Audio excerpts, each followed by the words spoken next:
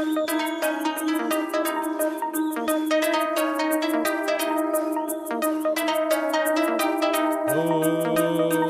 उठा उठा उठा उठा उठा उठा उठा उठा उठा उठा आभाळ फाटले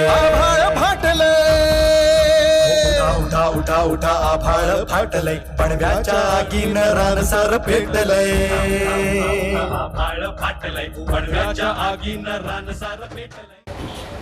नमस्कार वर्षाजी. नमस्कार.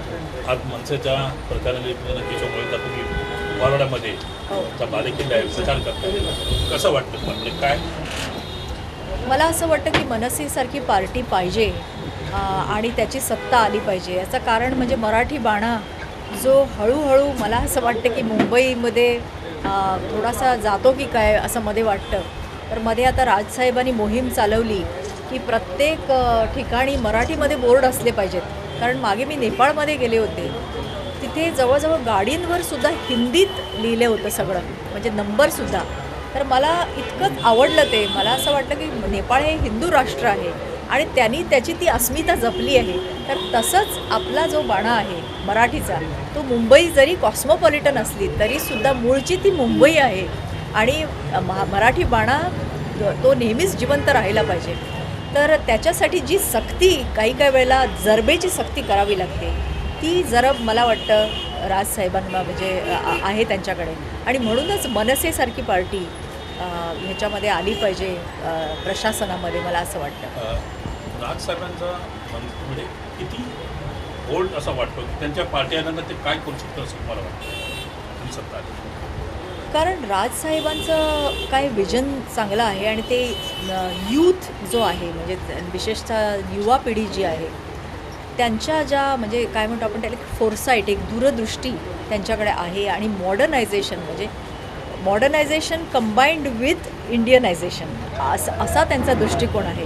म्हणजे आपला मराठी बाणा जपत त्याला मॉडर्नायझेशनचा एक लूक द्यायचा, हे त्यांचं विजन मला आवडतं राजसाहेबांचं.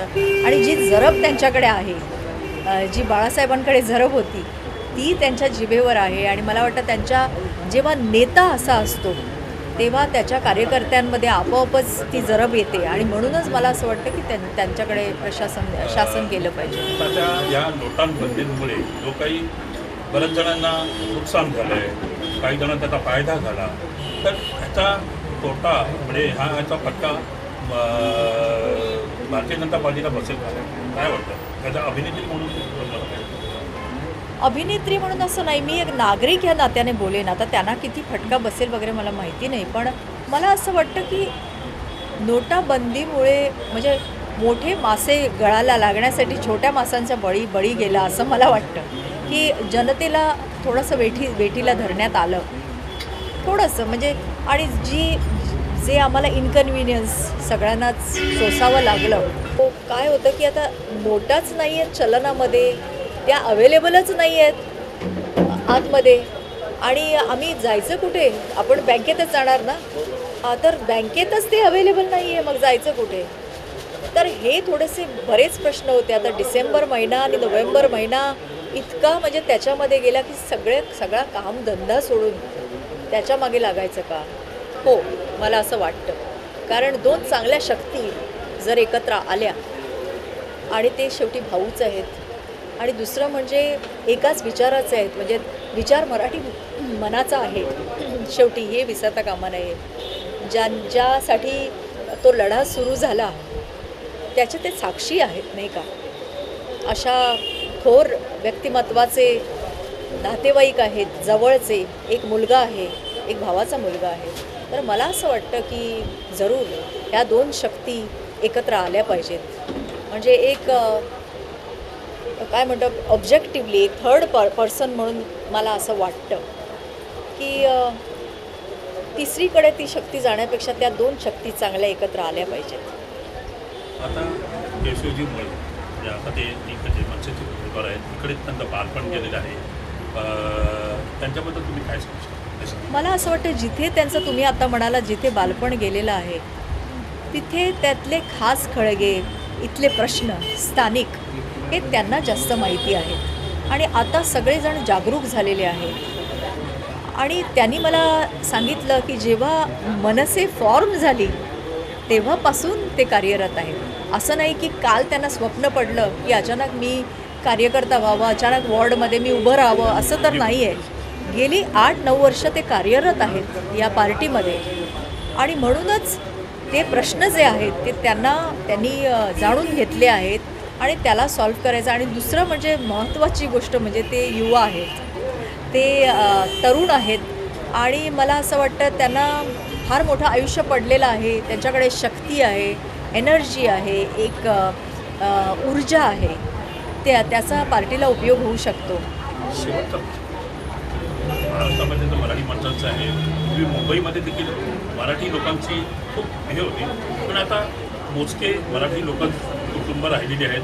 बाकी गुजराती, मारवाडी बरेचसे ह्या कशामुळे असेल हे काय प्रकार? एक तर मुंबईचं आकर्षण असतं आणि त्या स्थानिक जागांमध्ये आता फिल्म इंडस्ट्रीचं म्हणाल तर मुंबईशिवाय पर्याय नाही असं अशी बऱ्याच ठिकाणी म्हणजे सिच्युएशन आहे. याचं कारण आता मी गोव्यावरनं इथे आले. का आले? कारण मला तिथे स्कोप नव्हता. पण आज मी तेच मी अखिल भारतीय मराठी चित्रपट महामंडळाची संचालिका आहे. तर मला असं वाटतं स्थानिक ठिकाणी सुद्धा फिल्म इंडस्ट्री झाली पाहिजे आणि होते आहे. आता फॉर इन्स्टन्स नाशिकमध्ये जर चित्रपट झाले, गोव्यामध्ये चित्रपट झाले होत आहेत, तर ते लोक इथे काय येतील? ॲक्टर्स माझ्यासारखे ते मायग्रेट होणारच नाहीत आणि मुंबईमध्ये गर्दी होणार नाही. पण हे एक झालं फिल्म इंडस्ट्रीचं उदाहरण. पण बाकीच्या ज्या इंडस्ट्रीज आहेत त्यांना त्या स्थानिक ठिकाणी एम्प्लॉयमेंट असला पाहिजे, ऑपॉर्च्युनिटीज, संधी असल्या पाहिजेत. तर ते त्या जागा सोडून मुंबईत काय येतील? सगळ्यांना असं वाटतं मुंबई आर्थिक राजधानी आहे भारताची, त्यामुळे सगळेजण त्यांना एक जसा दीपक असतो तो ज्योतीकडे जातो तसे सगळेजण असं मुंबईला आकर्षित होतात. तर मध्ये राजसाहेबांनी जसं म्हणजे त्यांचं धोरण आहे की रेल्वेमध्ये सुद्धा मराठी माणसांनाच प्राधान्य मिळालं पाहिजे, रिक्षावालेसुद्धा मराठी माणसांनाच प्राधान्य मिळालं पाहिजे. तर अशा प्रकारची थोडीशी सक्ती जर झाली शासनाकडनं तर मला वाटतं त्याचाही उपयोग होईल. राजसाहेबांनी म्हणजे मनसेने तो बिहारी हटावचा हे केलं होतं हो. आपल्या मुंबईमध्ये. हो तरी देखील ते म्हणजे तो त्यांनी त्यांच्या परीने प्रयत्न केला. हो.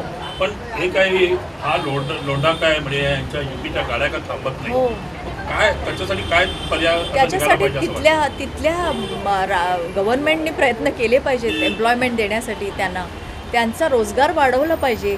तिथे इतकी गरिबी आहे, बिहारमध्ये इतकी गरिबी आहे की त्याच्यामुळे एक आकर्षण असतं त्यांना की मी आयुष्यात म्हणजे मी बऱ्याच जणांना भेटते आता फिल्मचं शूटिंग असल्यामुळे. एक बार तो बंबई जाना ही है, वहाँ जाना है, सेटल होना है, असं त्यांचं स्वप्न असतं. याचं स्वप्न का? तर ते मुंबई अतिशय त्यांना इथे काय अट्रॅक्ट करतं? माणसाला शेवटी पैसा कमवायचा एक विचार करतो. आपली फॅमिली व्यवस्थित राहावी, आपल्याला आयुष्यात व्यवस्थित पैसे मिळावे आणि आज खरं आहे पैसा पाहिजे नाही असं म्हणून आज काळ बदलला आहे. त्याच्यासाठी त्यांना तिथे रोजगार मिळाला पाहिजे आणि फक्त रोजगार नाही तो व्यवस्थित रिजनेबल मिळाला पाहिजे. तरच हे प्रश्न सुटतील. त्यामुळे तिथल्या गव्हर्नमेंटने सुद्धा प्रयत्न केले पाहिजे आणि आपल्या गव्हर्नमेंटनी तिथल्या गव्हर्नमेंटला थोडीशी मदत केली पाहिजे या बाबतीत की कृपा करून तुमच्या राज्यातली माणसं जी आहेत ती इथे जो भार घालतायत ते तर तुम्ही अवॉइड करा. धन्यवाद वर्षाजी. मी आमच्या या शाखेतर्फे तुमचं स्वागत करतो. तुम्ही आमच्या खास केशवजींच्या प्रचारासाठी आलात त्याबद्दल खूप खूप आभारी आहोत.